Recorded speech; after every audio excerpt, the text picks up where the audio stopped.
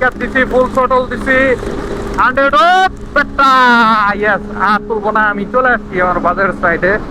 আর তোলা পসিবল না, যাই হোক 100 উঠছে, আরো তোলা যাবে। আমি যদি মানে এটা 5th গিয়ার থেকে ট্রাই করছি, তো এর জন্য আর কি 100 উঠতে মানে 10,188 কিলো চলছে।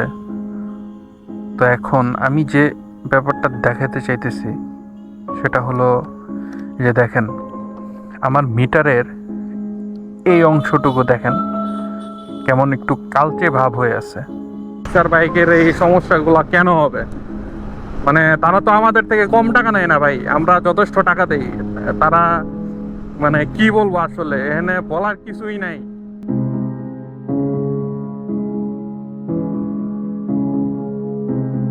বিসমিল্লাহির রহমানির রহিম। আসসালামু আলাইকুম everyone, welcome to Talukder's blog. দেখেন, this is my black cat. আর এটা হচ্ছে আমার ব্ল্যাক ক্যাটের রাতের বেলার যে কি বলে এলইডি লাইটটা, এটার পাওয়ার। তো এলইডি লাইটটা যথেষ্ট ভালো, কিন্তু আমি আপনাদেরকে একটা ব্যাপার নিয়ে কথা বলি। দেখেন, আমি খুবই স্যাড। দেখেন, আমার বাইকটা চলছে মানে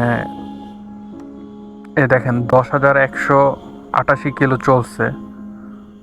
তো এখন আমি যে ব্যাপারটা দেখাতে চাইতেছি সেটা হলো যে দেখেন আমার মিটারের এই অংশটুকু দেখেন কেমন একটু কালচে ভাব হয়ে আছে। দেখছেন, এটা কিন্তু শুধু এই যে নিচের অংশটুকু, নিচের এই অংশটুকুতেই শুধু কালচে ভাব হয়ে আছে দেখেন। তো এখন মানে আমি ফার্স্টের দিকে ভাবছিলাম হয়তোবা এখানে কেউ একটু আঘাত টাঘাত লাগছে, যেমন মাঝে মাঝে পড়ে না, যেমন উপর থেকে গ্লাস টাস পড়ে যায়। মানে হয়তোবা কোক খাইতেছি, একটা বোতল পড়ে গেল, যার কারণে হয়তোবা এই যে এখানে সমস্যা হইতে পারে। তো আমি এটা ভাবছিলাম। তো দেখেন এখানে এই যে কালো দাগটা হয়েছে, এটা কিন্তু মিটারের সমস্যা। তো আমি গতকালকে দেখেন এটা কিন্তু এই যে চলে যায়, যে দেখেন এই যে এইখানে কোথাও একটা চাপ দিলে বা ইয়া করলে যে এটা চলে যায়, এদিকে একটু হালকা একটু প্রেস করলে বা এখানে একটা লুজ কানেকশন বা কিছু একটা আছে। কালকে যখন আমি ঘুরতে যাই তখন আমি এটা পাইছিলাম, মানে তখন এইদিকে একটু ধরছিলাম, তো ধরার পরে দেখলাম যে মানে এই কালো দাগটা চলে গেল। আবার যখন বাইকটা স্টার্ট দিলাম, তো এই কালো দাগটা আবার হয়ে গেছে। তো আমি জানি না এটা আরও বাড়বে কি না। তো এটা নিয়ে আমি একটু টেনশনে আছি। আপনাদের যাদের জিক্সের বাইক আছে, তো তারা একটু জানাবেন যে আপনাদের কি ড্যাশবোর্ডের এই নিচের অংশ বা কোনো একটা সাইডে কি কোনো কালো দাগটা হয়েছে কি না। দেখেন, আমি কালকে করছিলাম, এই যে এদিকে ধরছিলাম, এইভাবে একটু চাপ দিছিলাম, দেন হচ্ছে এটা ঠিক হয়ে গেছিলো। তারপরে আবার হচ্ছে কালো দাগটা চলে আসছে যখন বাইকটা স্টার্ট দিই। তো চলেন সামনের দিকে আগাই। ব্লগটা আজকে আমি রাতেই করতেছি, কারণ মানে একটু হাতে মানে সারাদিন সময় পাই নাই, তো এর জন্য। যেহেতু ড্যাশবোর্ডের সমস্যা, এটা আপনাদেরকে রাতেই দেখাইতে হবে, রাতে দেখাইলেই আপনারা বুঝবেন। তো আপনাদের জিক্সার বাইকে কি কি সমস্যা আমার একটু কমেন্টস করে জানাবেন। আসলে এটার জন্য আমি মোটেও প্রস্তুত ছিলাম না। আমার এই ড্যাশবোর্ডে যে এই কালো দাগটা চলে আসছে, তো এরকম যদি হয় তাহলে হয়তো বা ইন ফিউচারে বাইকটা সেল করে দিতে হবে, বা বাইকের যে ড্যাশবোর্ডটা আছে, ড্যাশবোর্ডের কালারটাকে মডিফাই করতে হবে, ব্ল্যাক অ্যান্ড হোয়াইট করতে হবে। এছাড়া কোনো ওয়ে নাই। ব্ল্যাক অ্যান্ড হোয়াইট বলতে হচ্ছে ওই যে একটা নেগেটিভ এলইডি করে না, নেগেটিভ যে একটা কালার করে, যে মানে ওটা কিন্তু আবার রাতের বেলা সুন্দর দেখা যায়। তো বাইকের যে দাম টাম যে বাড়তেছে, আপনারা মানে সেই সাথে ফুয়েলের দাম এই কমে এইবারে আপনাদের মানে বাইক চালায় কি অবস্থা, আপনারা জিক্সার বাইক দিয়ে আসলে কেমন ফিডব্যাক পাচ্ছেন একটু আমাদের জানাবেন। আমি ভালোই পাই, কিন্তু সমস্যা হইতেছে যে যারা পিলিয়ন হিসেবে বসে, বিশেষ করে আর কি মুরব্বী মানুষ বা একটু চাচা জ্যাঠা টাইপের যে মানুষগুলা বসে, তাদের একটু কষ্টটা বেশি হয়, কারণ তারা এত উঁচা সিটে বসে অভ্যস্ত না। তো রাইডার হিসেবে কোনো অসুবিধা নাই, তবে আবার এখানে আবার আরেকটা অসুবিধা আছে, যেমন আমি যদি আমার বাইকটা দিয়ে হঠাৎ করে একটু লং কোনো ডিস্টেন্সে যাই, ধরেন 1-150 কিলোমিটারে যদি রাইড হয়, সেক্ষেত্রে আমার একটু থায়ের এদিক দিয়ে মাসল এদিক দিয়ে ব্যথা করে, এই জিনিসটা একটু প্যারা লাগে। দেখেন এই যে এই কালো দাগটা, এটা কিন্তু মানে এটার জন্যই আমার মানে আর কি মনটা ভেঙে গেছে, বা একটু একটু বিরক্ত আর কি। আসলে রিক্সার বাইকের এই সমস্যাগুলো কেন হবে? মানে তারা তো আমাদের থেকে কম টাকা নেয় না ভাই, আমরা যথেষ্ট টাকা দেই।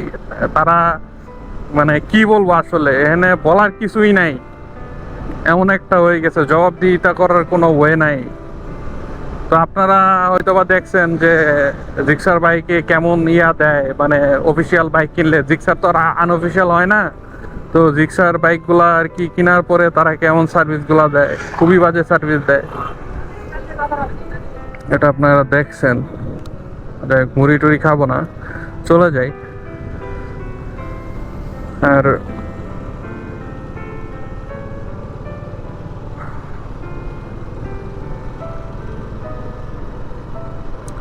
আর কেমন একটা শীত শীত ভাব চলে আসছে। এখন অক্টোবরের আজকে 17 তারিখ। দেখছেন এই যে যে ঝাঁকিগুলা পড়ে, এই ঝাঁকিগুলার জন্য কিন্তু আমাদের বাইকগুলাতে অনেক সমস্যা হয়।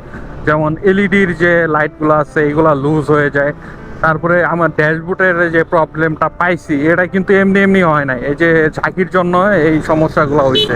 আর জিক্সারের বাইকের কিন্তু আপনার সাসপেনশনগুলো একটু হার্ড হয়, যার কারণে আর কি এই জিনিসগুলা এই ফ্লেক্সিবলি, মানে যখন কোনো ভাঙাচোরা রাস্তার মধ্যে যাই, বা স্পিড ব্রেকার যখন আমরা ওভারটেক করি, স্পিড ব্রেকার যখন আমরা পাস করি, তো তখন আর কি এই জিনিসগুলো সফটলি নিতে পারে না, যার কারণে এই জিনিসগুলোতে বেশি ইফেক্ট পড়ে আমার কাছে যতটুকু মনে হয়।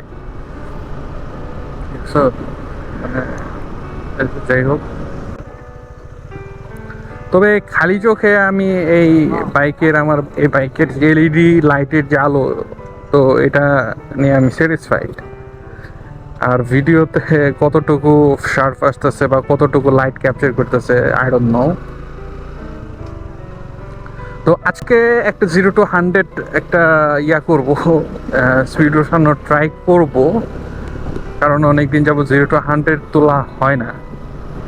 তো আজকে একটু ট্রাই করব, যেহেতু মানে 10,000 কিলো হয়ে গেছে, 10,000 কিলো পূর্তি উপলক্ষে 0 to 100 ট্রাই করা যায়।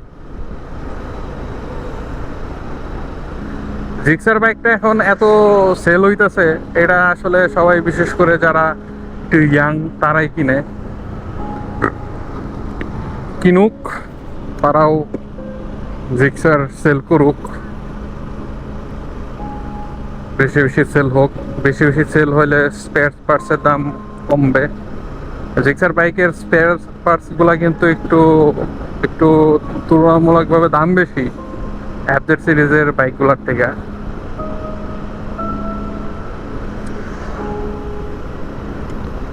আচ্ছা, আমি মানে করি, মানে নর্মালি 100 তুলি, 0 to 100 না তুলি। দেখেন 50, 65, 67, 70, এখন একটা শীত শীত ভাব। 100 কি উঠবে? 100 তোলা কি পসিবল? I don't know.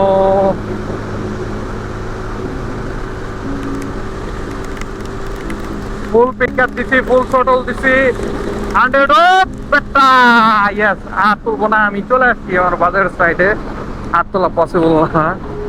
যাই হোক, 100 উঠছে, আরও তোলা যাবে। আমি যদি মানে এটা 5th গিয়ার থেকে ট্রাই করছি, তো এর জন্য আর কি 100 উঠতে মানে একটু সময় লাগছে, বাট ব্যাপার না, 100 তো তুলছি। তো গাইস, আপনাদের জিক্সার বাইক কেমন চলতেছে একটু কমেন্টসে জানাবেন। আর সবাই ভালো থাকবেন, ভিডিওটা বেশি বেশি করে শেয়ার করে দেবেন। আর আমার যে প্রবলেমটা, এই প্রবলেমটা আপনারা ফেস করছেন কিনা, আপনাদেরও কি সেম প্রবলেম হয়েছে কিনা, এটা একটু জানাবেন আমাকে কমেন্টস করে। তো গাইস, আল্লাহ হাফেজ, ভালো থাকবেন আশা করি। আসসালামু আলাইকুম রহমতুল্লাহ।